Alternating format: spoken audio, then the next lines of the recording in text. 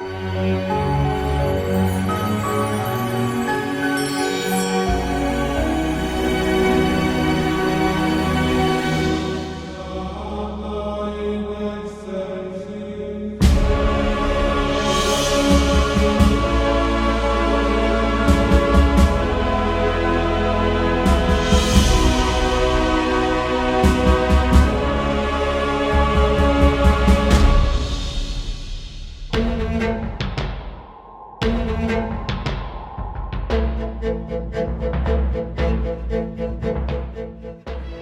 പരസ്പരം ബന്ധപ്പെട്ട് കിടക്കുന്നൊരു സമൂഹമാണ്.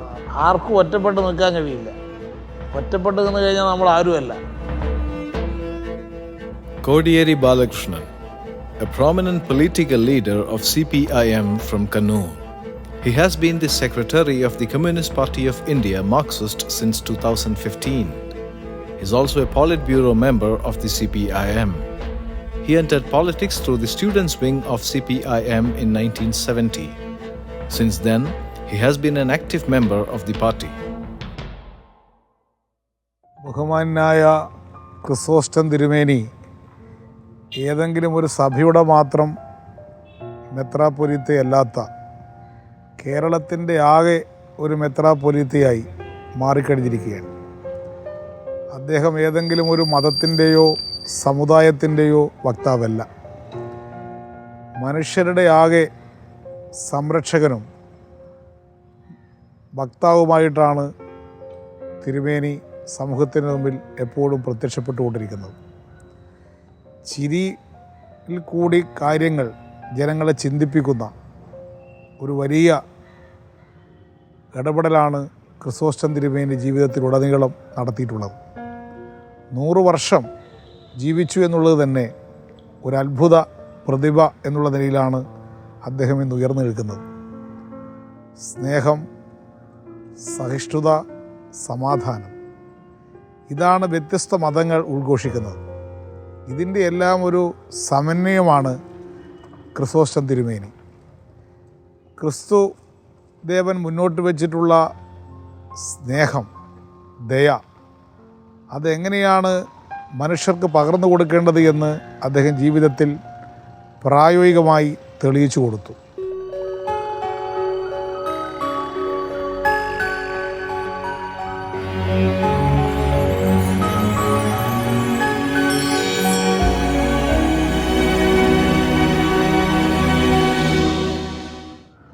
വർഷത്തിലേക്ക് കടക്കുന്ന ക്രിസോസ്റ്റം തിരുമേനിയുടെ എല്ലാ ഭാവുകങ്ങളും ഞാൻ ആദ്യമായിട്ട് അർപ്പിക്കുകയാണ്.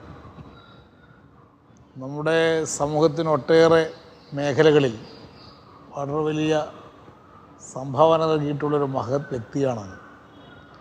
ജീവിതകാലത്തിനിടയിൽ 100 വർഷത്തിനിടയിൽ ഇനി നമ്മുടെ കേരളീയ സമൂഹത്തിൽ വരുത്തേണ്ടുന്ന പ്രധാനപ്പെട്ട മാറ്റം എന്താണ് എന്നതിനെക്കുറിച്ചാണ് തിരുമേനിക്കുള്ള അഭിപ്രായം. എല്ലാവരും മനുഷ്യരായി ജീവിക്കണം. അതിനായിട്ട് നമ്മൾ ഒത്തൊരുമിച്ച് പ്രവർത്തിക്കണം. ഇന്നിപ്പോൾ നമ്മുടെ സമൂഹത്തിലാകെ കാണുന്നത് മനുഷ്യർ എന്നുള്ള ഇത് വിട്ട് ജാതി, മതം ഇങ്ങനെയുള്ള വേർതിരിവുകൾ ശക്തിപ്പെടുന്നൊരു സ്ഥിതിയിലേക്കാണ് കാര്യങ്ങൾ പോകുന്നത്. അത് മനുഷ്യത്വം നശിപ്പിക്കുന്ന കാര്യമാണ്. അത് മാറിയിട്ട് എനിക്ക് ജാതി വ്യത്യാസത്തിനൊന്നും വിരോധമില്ല, വ്യത്യസ്തതയ്ക്ക് അനുകൂലമാണ്.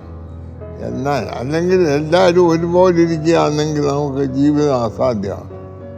അടിസ്ഥാനമായ ആവശ്യങ്ങൾ നിഷേധിക്കപ്പെട്ട ആരും കേരളത്തിലുണ്ടായിരിക്കും. നമുക്കിപ്പോൾ സ്വാതന്ത്ര്യം കിട്ടി 7 പതിറ്റാണ്ടുകൾ പൂർത്തീകരിക്കാൻ പോവുകയാണ്. ഈ സന്ദർഭത്തിലും പലർക്കും വീടില്ല, വിദ്യാഭ്യാസമില്ല, ആരോഗ്യമായിട്ടുള്ള അടിസ്ഥാന സൗകര്യങ്ങളില്ല, പള്ളിക്കൂടങ്ങളിൽ പോകാൻ എല്ലാ കുട്ടികൾക്കും കഴിയുന്നില്ല. ഇങ്ങനെയുള്ള ദുസ്ഥിതി ഇപ്പോഴും തുടർന്നുകൊണ്ടിരിക്കുകയാണ്. അതെ, അതിൻ്റെ ആവശ്യം എന്താണ്? അത് നമുക്ക് നീക്കാനൊക്കെ ഇല്ല. നമ്മളെല്ലാവരും കൂടെ കൂടിയാൽ എൻ്റെ അഭിപ്രായം സാധിക്കുമെന്ന് ഞാൻ മുമ്പേ പറഞ്ഞല്ലോ. രൂപ ഒക്കെ ബാങ്കിൽ കിടപ്പുണ്ട്, അത് ഉപയോഗിക്കുന്നുമില്ല. എനിക്ക് എൻ്റെ മകന് കൊടുക്കാനായിട്ട് അത് ഞാൻ ഉപയോഗിച്ചിരിക്കുക. അവന് ആവശ്യമില്ല. ആവശ്യമില്ലാത്തവൻ അത് കൊടുക്കാനായിട്ട് ഇട്ടിരിക്കുകയാണ്. ആവശ്യമുള്ളവൻ കഷ്ടപ്പെട്ടു. ഇത് ശരിയല്ലെന്ന് നമ്മളെല്ലാവരും കൂടെ പ്രഖ്യാപിക്കും. എല്ലാ രാഷ്ട്രീയ പാർട്ടികളും പ്രവർത്തിക്കുന്നത് മനുഷ്യ നന്മയ്ക്ക് വേണ്ടിയിട്ടാണ്. എല്ലാവരും സമൂഹം മാറണം എന്ന് ചിന്തിക്കുന്നുണ്ട്. ഇപ്പോഴും നമ്മൾ നോക്കിയാൽ ഈ വീടുണ്ട് എങ്കിലും വാസയോഗ്യമായൊരു വീടായിട്ടല്ല പലരുടെയും വീട്. കുറേ പേർക്ക് നല്ല സൗകര്യങ്ങളുള്ള വീടുകളുണ്ട്. എന്നാൽ വളരെ കൂടുതൽ ആൾക്ക്, പ്രത്യേകിച്ചിട്ട് പട്ടികവർഗ വിഭാഗത്തിൽ ആദിവാസികൾക്ക് അവരുടെ കുടികളിൽ പോയി കഴിഞ്ഞാൽ ദയനീയമായിട്ടുള്ള ചിത്രങ്ങളാണ്. അതുപോലെ തന്നെ ചേരികളിൽ താമസിക്കുന്ന ആളുകൾ ഇന്നും കേരളത്തിൽ പോലും നമുക്ക് കാണാൻ കഴിയും. പട്ടികജാതി വിഭാഗത്തിൽപ്പെട്ട ആളുടെ കുടിലുകൾ, ഇതെല്ലാം തന്നെ ഗവൺമെൻറ് ധാരാളം ഫണ്ട് ഇതിനു വേണ്ടിയൊക്കെ ചെലവഴിച്ചിട്ടുണ്ടെങ്കിലും അവരുടെ ജീവിതക്രമത്തിൽ ഇപ്പോഴൊരു മാറ്റം വന്നിട്ടുണ്ട്. നമ്മളെ ഏറ്റവും കൂടുതൽ ദുഃഖിപ്പിക്കുന്ന ഒരു പ്രശ്നമായിട്ട് ഇപ്പോഴും തുടർന്നുകൊണ്ടിരിക്കുകയാണ്. ഇതെന്തുകൊണ്ടാണെന്നുള്ളതിനെ സംബന്ധിച്ചാണ് തിരുമേനിക്ക് ഇത് സംബന്ധിച്ചുള്ളൊരു കാഴ്ച. എൻ്റെ അഭിപ്രായം, നമുക്ക് യഥാർത്ഥത്തിൽ അവരുടെ സ്ഥിതിയെപ്പറ്റി ദുഃഖമില്ല, നമുക്കില്ല. അവരിങ്ങനെ നമുക്ക് പ്രസംഗിക്കാൻ ഒരു വിഷയമായി കിടക്കാതെ കൂടെ പിന്നെ ചാരിറ്റി അവർക്കൊരു കഴിപ്പോലും മാറിക്കൊടുക്കും. അതുകൊണ്ട് പ്രശ്നം പരിഹരിക്കപ്പെടുന്നില്ല. ആ പ്രശ്നത്തിൽ നിന്ന് അവൻ രക്ഷപ്പെടാൻ സഹായിക്കുന്നില്ല. അത് നമുക്ക് അവന് വാസയോഗ്യമായൊരു വീടാണ് ഉണ്ടാക്കി കൊടുക്കേണ്ടത്, കൈക്കോല് മാത്രമല്ല. അടിസ്ഥാന ആവശ്യങ്ങൾ അവർക്ക്. അതിന് ഒരു ഗ്രാമത്തിൽ നമ്മളെല്ലാവരും കൂടി ശ്രമിച്ചാൽ, ഞാൻ എൻ്റെ പഞ്ചായത്ത് പ്രസിഡന്റിനോട് പറഞ്ഞു, നമുക്കൊരു 10 പേർക്ക് കൂടി ഇവർക്ക് വേണ്ടി നമുക്ക് തണ്ട, എത്ര രൂപ വേണം ഇവർക്കെല്ലാം കൊടുക്കണം, ഇത്രയും രൂപ ഞങ്ങൾക്ക് വേണം, നിങ്ങൾ തരണം.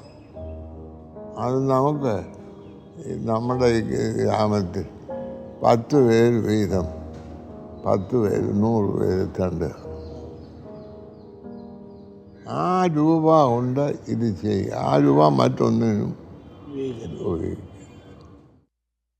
ഓരോ പഞ്ചായത്തുകളും ഒരു യൂണിറ്റായിട്ട് എടുത്തുകൊണ്ട് ഘട്ടം ഘട്ടമായിട്ട് ഈ ഒരു പദ്ധതിയിലേക്ക് പോവുക എന്നതാണ് അതെ, പ്രായോഗികമായിട്ട് ചെയ്യാൻ പറ്റുമെന്ന് തോന്നുന്നുണ്ട്. അതെല്ലാവരും കൂടി യോജിക്കണം. ഇവിടുത്തെ എല്ലാ രാഷ്ട്രീയക്കാരും മതവിഭാഗത്തിൽപ്പെട്ടവരും ഇത് നമുക്ക് ഈ ആണ്ടിൽ അത് സാധിക്കണം. പിന്നെ ഈ കൃഷി വർദ്ധിപ്പിക്കണം. ഇപ്പം കുറേയൊക്കെ വർദ്ധിച്ചിട്ടുണ്ട്, കൂടുതൽ വർദ്ധിപ്പിക്കാനായിട്ട് നോക്കണം. അപ്പം അന്യൻ്റെ ആവശ്യം എൻ്റെ ആവശ്യമായിട്ട് കാണാൻ ശ്രമിക്കുന്നു. ഇപ്പം നമ്മൾ ചിലതൊക്കെ വായിക്കുന്നു, ഒരു കുഞ്ഞ് വെള്ളത്തിൽ വീഴുമ്പോൾ പുറത്തുനിന്ന് ചാടുന്നു, അവൻ മരിക്കുന്നു, കുഞ്ഞ് രക്ഷപ്പെടുന്നു. എനിക്കതൊക്കെ ഒരത്ഭുതമായിട്ട്, അതായത് അവന് കുഞ്ഞ് വെള്ളത്തിൽ വീണപ്പോൾ അവൻ്റെ റിയാക്ഷൻ ആ കുഞ്ഞിനെ കരയ്ക്കുക.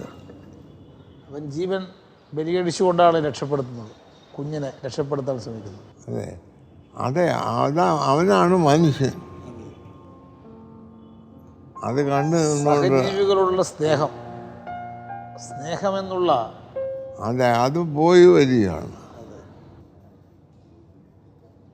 ഒരുത്തനും ഭക്ഷണമില്ലാതിരിക്കുന്നത് കണ്ടാൽ ദുഃഖിക്കണം. ഒരു കഥ കേട്ടിട്ടുണ്ട്. പണ്ട് ഈ തമ്പ്രാക്കന്മാരായിരുന്നല്ലോ, രാജാവല്ലായിരുന്നു. അപ്പോൾ അങ്ങനെ ഈ തമ്പ്രാക്കന്മാരൊക്കെ വൈകിട്ട് രാത്രി 10 മണിയാകുമ്പോൾ ഒരുത്തിനെ അയക്കും അവരുടെ വാതിലടയ്ക്കുന്നതിന് മുമ്പ്. എന്നിട്ട് അയാൾ പറയും, ഭക്ഷണം കഴിക്കാത്ത, രാത്രിയിൽ ഭക്ഷണം കഴിക്കാത്ത ആരെങ്കിലും ഉണ്ടെങ്കിൽ 1/2 മണിക്കൂറിന് ഇവിടെ വന്നാൽ ഭക്ഷണം കിട്ടുന്നതാണ്. അങ്ങനെ വന്നു. അപ്പോൾ ഒരു തമ്പുരാൻ പറഞ്ഞു, അങ്ങനെയുള്ള ആരെങ്കിലും ഉണ്ടെങ്കിൽ പടിഞ്ഞാറ് അവിടെ തമ്പുരാൻ വീട്ടിൽ ചെന്നാൽ ഭക്ഷണം കിട്ടുന്നതായിരിക്കും. അപ്പോൾ പടിഞ്ഞാറ് തമ്പുരാൻ പറഞ്ഞു, തെക്കേ തമ്പുരാൻ്റെ വീട്ടിൽ ചെന്നാൽ കിട്ടുന്നതായിരിക്കും. എൻ്റെ റെസ്പോൺസിബിലിറ്റി മറ്റൊരുത്തിൻ്റെ മേൽ മാറ്റി വെച്ചിട്ട് ഞാൻ ചെയ്യേണ്ടത് ചെയ്യാതെ തുടങ്ങിയ ആ തമ്പുരാനാണ് എല്ലാം നശിപ്പിച്ചു.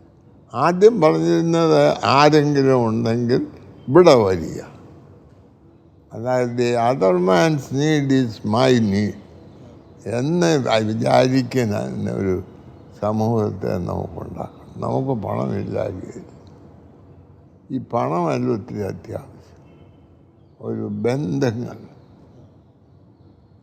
അതുകൊണ്ട് ഈ മുൻകാലങ്ങളിൽ എൻ്റെ പുരാടത്തിൽ ജോലി ചെയ്യുന്ന പുലയൻ, അവന് വസ്ത്രമൊക്കെ മോശമാണ്, എന്നാലും അവനൊരു തലവേദനയാണെന്ന് പറഞ്ഞാൽ എൻ്റെ അപ്പൻ വല്യപ്പച്ചൻ കാച്ചി പിന്നെ അവന് കൊടുക്കും. ഞാൻ ചോദിച്ചാൽ തരത്തില്ല. വല്യപ്പച്ചൻ അച്ഛപ്പം എൻ്റെ തലവേദന വരും, നിനക്ക് വേണ്ട. അവന് തലവേദനയാണെന്ന് പറയുമ്പോൾ കൊടുക്കും. എന്നാൽ അവന് 2 ചക്രത്തിൽ കൂടുതൽ കൂലി കൊടുക്കില്ല, 3 ചക്രം കൊടുക്കില്ല. അവന് തലവേദനയാകുമ്പോൾ ഈ കാച്ചി തന്നെ കൊടുക്കുമെന്നേ. അവൻ്റെ അടിസ്ഥാന ആവശ്യം അവന് 3 ചക്രം കൊണ്ട് ജീവിക്കാൻ നോക്കും. അതുകൊണ്ട് അങ്ങനെയുള്ള അവൻ മനുഷ്യനായി ജീവിക്കുന്നതിന് അവനെ മനുഷ്യനാക്കാൻ ഞാൻ എൻ്റെ കഴിവുകൾ ഉപയോഗിക്കുമ്പോഴാണ് ഞാൻ മനുഷ്യനാകുന്നത്. അത് നമ്മൾ എല്ലാവരും കൂടി ഒന്ന് ശ്രമിച്ചു. ഒരു വില്ലേജിൽ അങ്ങനെ സാധിച്ചു കഴിഞ്ഞാൽ എനിക്ക് തോന്നുന്നത് ഒരു ചലഞ്ച് അത് മറ്റു സ്ഥലത്ത് എടുക്കാൻ തുടങ്ങും, മാതൃകയാക്കും. അങ്ങനെ ഇവിടെയും ഇപ്പോൾ അങ്ങനത്തെ ഒരു ഇത് കേരളത്തിൽ വന്നിട്ടില്ല. ഒരു പഞ്ചായത്ത് തുടങ്ങിയാൽ അവിടെ ഒരു നടപ്പാക്കാൻ കഴിഞ്ഞു എന്ന് വന്നാൽ മറ്റ് പഞ്ചായത്തുകളത് അനുകരിക്കും. അത് അങ്ങനെ നമ്മൾ ആരംഭിച്ചാൽ എൻ്റെ അഭിപ്രായം ഈ ആണ്ടിൽ നമുക്ക് ശ്രമിക്കേണ്ടത് അങ്ങനെ നമ്മുടെ പഞ്ചായത്തുകളിൽ കുറഞ്ഞ പക്ഷെ ആരംഭിക്കുകയെങ്കിലും ചെയ്യണം. ഒരു അസംബ്ലി മണ്ഡലത്തിൽ ഒരു പഞ്ചായത്ത്, അങ്ങനെ ഒരു സ്കീം കേരളത്തിൽ ആരംഭിച്ചാൽ ഇത് വിജയിക്കും. അത് മതി. അങ്ങനെയാകുമ്പോൾ കേരളത്തിൽ 140 പഞ്ചായത്ത് തുടങ്ങാൻ പറ്റും. അത് വന്നാൽ അന്നേരം പിന്നെ മറ്റുള്ളവരും അപ്പോൾ അതായത് ജനപ്രതിനിധികൾക്ക് ഒരു വാശിയുണ്ടാവും, ഇത് നടപ്പാക്കാൻ കഴിയും. അങ്ങനെ ജനപങ്കാളിത്തത്തോട് കൂടിയിട്ടുള്ളൊരു പദ്ധതിയാക്കിയിട്ട് അതൊക്കെ ഉള്ള ഗവൺമെൻറ്റിനെ കൊണ്ട് തന്നെ സാധിക്കത്തില്ല. ഇല്ല, അതിന് സന്നദ്ധരായിട്ടുള്ള സമൂഹത്തിലെ പ്രമുഖ വ്യക്തികളിൽ നിന്ന് സംഭാവന വാങ്ങാം. അതാ ഞാൻ പറഞ്ഞു എൻ്റെ പഞ്ചായത്ത് പ്രസിഡന്റിനോട് പറഞ്ഞു 10 പ്രമുഖരുടെ തണ്ട ഞാൻ വരാം. എനിക്കിപ്പോൾ നടക്കാൻ പ്രശ്നമുണ്ട്, ഞാൻ കാറിൽ വന്ന് തണ്ട. അതിൽ മാലിന്യ വിമുക്ത പ്രവർത്തനം, ക്ലീൻ പ്രദേശങ്ങളാക്കുക. അത് നമ്മൾ പറയണം. ഇപ്പോൾ ഈ ആണ്ട് ഈ മാസത്തിൽ എന്താ, വരുന്ന മാസത്തിൽ എന്താ എന്ന് പറയും. ആ പണം അത് മോഷ്ടിക്കരുത്. മോഷ്ടിക്കാൻ വേറെ പണം നമുക്ക് ഒടുക്കമുണ്ട്. അത് ജനകീയമായ ഒരു സംവിധാനമായാൽ ഈ മോഷണം നടക്കില്ല. അത് ബന്ധപ്പെട്ട ആൾക്ക് തന്നെ അതിൻ്റെ ആനുകൂല്യം കിട്ടും. അതെ, ഇപ്പോൾ എൻ്റെ അഭിപ്രായം ഇപ്പോൾ ഇലക്ഷൻ വരുമ്പോൾ നിങ്ങളുടെ ഇലക്ഷൻ മാനിഫെസ്റ്റോയിൽ ഇങ്ങനെ ഓരോ ഇത് അണ്ടർസ്റ്റാൻഡിങ്ങായി പറയും. എല്ലാ എവിടെയും ഒരു പഞ്ചായത്ത് ഇത് നോക്കുക. അങ്ങനെ ആകുമ്പോൾ 140 പഞ്ചായത്ത് മുറിക്കാൻ പറ്റും. അതെ, ആകുമ്പോൾ വലിയൊരു പ്രവർത്തനം സ്റ്റാർട്ട് ചെയ്തു. അത് കുറച്ച് നാളത്തേക്കായാലും നടന്ന് കുറച്ച് കാലം പിടിക്കും അത് ശരിയാക്കി എടുക്കാൻ. ഒരു 5 വർഷം കൊണ്ട് ഒരു പഞ്ചായത്ത് ഒരു മണ്ഡലത്തിലാക്കിയാൽ തന്നെ വലിയ കാര്യമായി. അവിടെ എല്ലാ ആളുകൾക്കും വിദ്യാഭ്യാസം, കുടിവെള്ളം, ഇലക്ട്രിസിറ്റി, എഡ്യൂക്കേഷൻ, അങ്ങനെയുള്ള സൗകര്യങ്ങളൊക്കെ കൊടുക്കും. അതെ, ഞങ്ങൾ പഠിക്കുമ്പോൾ 8 കാര്യമുണ്ട്: ശുദ്ധവെള്ളം, വാർപ്പിടം, ഭക്ഷണം, വിദ്യാഭ്യാസം. അതൊക്കെ ചെയ്യും. അദ്ദേഹം ഏറ്റവും വലിയൊരു പ്രകൃതി സ്നേഹിയാണ്. പ്രകൃതിയുടെ സംരക്ഷകൻ എന്ന് വേണമെങ്കിൽ അദ്ദേഹത്തെ വിശേഷിപ്പിക്കാം. പ്രകൃതിയിൽ കാണുന്ന ദുഃഖങ്ങൾ അത് പുറത്തു കൊണ്ടുവരിക, എവിടെയെങ്കിലും പരിസ്ഥിതിക്ക് കോട്ടം സംഭവിക്കുന്ന വിധത്തിലുള്ള മരങ്ങൾ മുറിച്ചു മാറ്റുന്ന സംഭവങ്ങളോ വനനശീകരണമോ ശ്രദ്ധയിൽപ്പെട്ടാൽ അതിനെതിരെ ഇടപെടുക, ഇങ്ങനെയുള്ള ചിന്താഗതികൾ വളർത്തിയെടുക്കാൻ ക്രിസോസ്റ്റം തിരുമേനി ജീവിതത്തിലുടനീളം പ്രവർത്തിച്ചതായിട്ട് കാണാം. പലയിടങ്ങളിലും കാണുന്ന കെട്ടിക്കിടക്കുന്ന മാലിന്യം, അതിൻ്റെ ഫലമായി ഉണ്ടാകുന്ന സാംക്രമിക രോഗങ്ങൾ, ഇത് സമൂഹത്തിൽ സൃഷ്ടിക്കുന്ന പ്രശ്നങ്ങളിലെല്ലാം അദ്ദേഹം വളരെയധികം ജാഗ്രത കാണിച്ചിട്ടുണ്ട്. മാലിന്യ വിമുക്തമായൊരു സമൂഹം, ഒരു കേരളം, അത് സ്ഥാപിക്കുക എന്നതായിരുന്നു അദ്ദേഹത്തിൻ്റെ ഏറ്റവും വലിയ ലക്ഷ്യം. ഇന്ന് പുഴകൾ, കുളങ്ങൾ എല്ലാം തന്നെ മാലിന്യങ്ങൾ കൊണ്ട് നിറഞ്ഞുകൊണ്ടിരിക്കുകയാണ്. ഇതെല്ലാം അദ്ദേഹത്തെ ദുഃഖിപ്പിച്ചു. അങ്ങനെയുള്ള സംഭവങ്ങൾ ശ്രദ്ധയിൽപ്പെടുമ്പോഴെല്ലാം അദ്ദേഹം മനുഷ്യനെ ഇതിലേക്ക് ഇടപെടിപ്പിക്കുന്നതിന് വേണ്ടിയിട്ടുള്ള ചിന്തകളാണ് ഓരോ സന്ദർഭത്തിലും പുറപ്പെടുവിച്ചിട്ടുള്ളത്. ഇപ്പോൾ തന്നെ നമുക്ക് കിട്ടിക്കൊണ്ടിരിക്കുന്ന ഭക്ഷ്യവസ്തുക്കൾ എല്ലാം തന്നെ പലതരത്തിലുള്ള മാലിന്യങ്ങളും നിറഞ്ഞ ഭക്ഷ്യവസ്തുക്കൾ, കീടനാശിനികൾ തളിച്ച ഭക്ഷ്യവസ്തുക്കൾ, ഇതെല്ലാം കേരളത്തിൽ വ്യാപകമായിട്ട് വിറ്റഴിക്കപ്പെടുമ്പോൾ ജൈവ കൃഷി പ്രോത്സാഹിപ്പിക്കാനും ജൈവ ഭക്ഷണം ലഭ്യമാക്കുന്നതിന് വേണ്ടിയുള്ള സന്ദേശം അദ്ദേഹം മുന്നോട്ട് വെക്കുകയുണ്ടായി. സുരേഷ് ഗോപി എന്നോട് പറഞ്ഞു, അദ്ദേഹം ഒരു സിനിമ ആക്ട് ആകുമ്പോൾ ഇപ്പം നടക്കാൻ പോയപ്പോൾ കണ്ടു തമിഴ്നാട്ടിൽ വലിയ ചാക്കിൻ്റെ അകത്ത് ഈ വെജിറ്റബിളൊക്കെ പറിച്ചിട്ടിട്ട് ഒരു ടാങ്കിൻ്റെ അകത്ത് ഏണ്ടൊക്കെ കലക്കി മരുന്ന് കലക്കി അതിൻ്റെ അകത്തോട്ട് ഇതിടും. ഒരു 5-6 മണിക്കൂർ അതിൻ്റെ അകത്ത് കിടക്കും. അന്നേരം ഈ ക്യാബേജിൻ്റെ ഇലയൊന്നും വാടുകയില്ല, അത് കഴിക്കുന്നതന്നെ വാടുകയുള്ളൂ. അപ്പോൾ അങ്ങനെയുള്ളത് മാറ്റി അത് ഇവിടെ വിൽക്കാൻ അനുവദിക്കരുത്. നമ്മൾ നല്ലത് ഉണ്ടാക്കണം, കൊടുക്കണം. ഇപ്പോൾ കൃഷി കുറച്ച് വർദ്ധിച്ചിട്ടുണ്ട്, കുറേ സ്ഥലത്ത് തുടങ്ങിയിട്ടുണ്ട്. ജൈവ കൃഷി തന്നെ വ്യാപകമായി കൊണ്ടിരിക്കുന്നുണ്ട്. ജൈവ മാലിന്യം ഇതിന് വേണ്ടിയിട്ട് ഉപയോഗിക്കാൻ തുടങ്ങിയിട്ടുണ്ട്. പുതിയൊരു സംസ്കാരം വളർന്നു വരുന്നുണ്ട്. അപ്പോൾ അതെല്ലാം വീട്ടുപറമ്പിലും കൃഷി ചെയ്യണം. ബഹുമാനപ്പെട്ട തിരുവേനി പറഞ്ഞ മോഡൽ വില്ലേജിൽ ഇതൊരു പ്രധാന ഇനമാക്കണം. മുഴുവൻ വീട്ടിലും കൃഷി. അതെ, പുതിയ തലമുറ, കുട്ടികൾ ഉൾപ്പെടെ കൃഷിയിലേക്ക് നീങ്ങണം. സ്കൂളുകളിലൊക്കെ ഇപ്പം ചെയ്യുന്നുണ്ട്. അപ്പം വീട്ടിൽ തന്നെ കുടുംബാംഗങ്ങൾ ഒന്നിച്ച് 1 മണിക്കൂർ നേരം കൃഷി ചെയ്താൽ. അതെ, ഞാൻ പറയും, എൻ്റെ വീട്ടിൽ കപ്പ ഇടുന്നത് എൻ്റെ വല്യമ്മച്ചി ഇങ്ങനെ മുറിക്കും, എൻ്റെ അമ്മ അതുകൊണ്ട് തടത്തിലിടും, എൻ്റെ അപ്പൻ തടമെടുക്കും. അതെ, അങ്ങനെ എല്ലാവരും കൂടിയാ.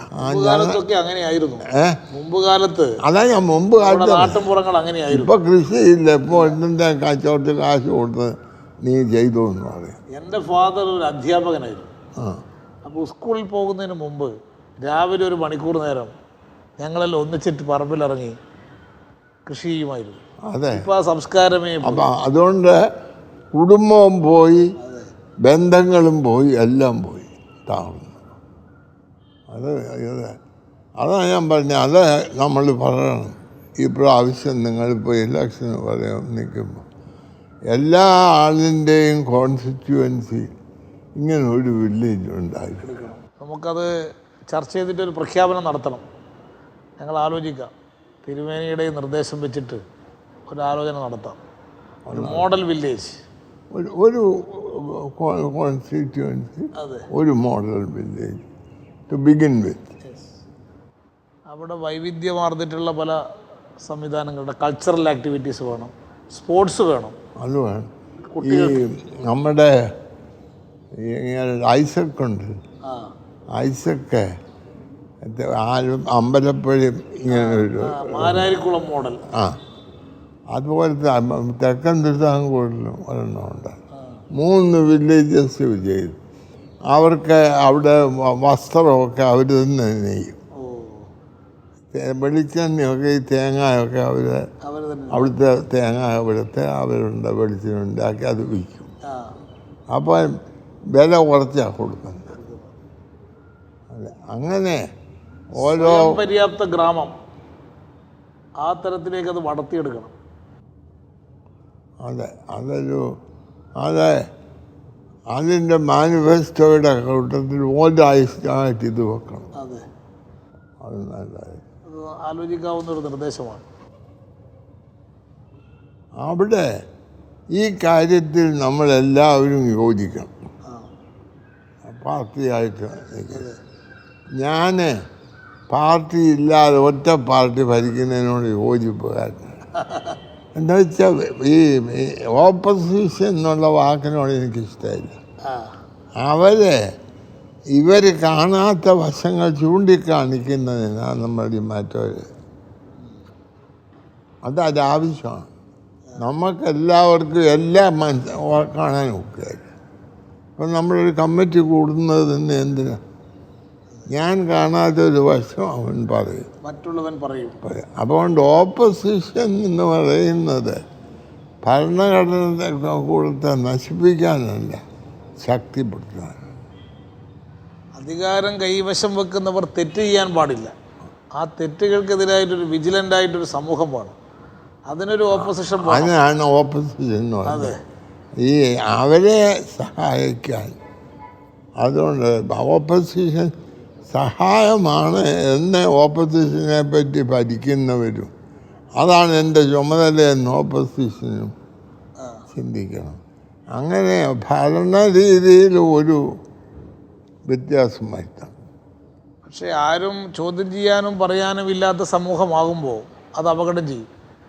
തിരുവായ്ക്ക് എതിർവായി ഇല്ല എന്നുള്ള നില വന്നു കഴിഞ്ഞാൽ അത് തന്നെയുമല്ല, അത് വലിയ അപകടത്തിലേക്ക് പോകും. അപ്പോൾ അതുകൊണ്ട് ജനങ്ങൾ ഇക്കാര്യത്തിൽ ജാഗ്രത പാലിക്കുന്നൊരു സമൂഹമായിരിക്കണം.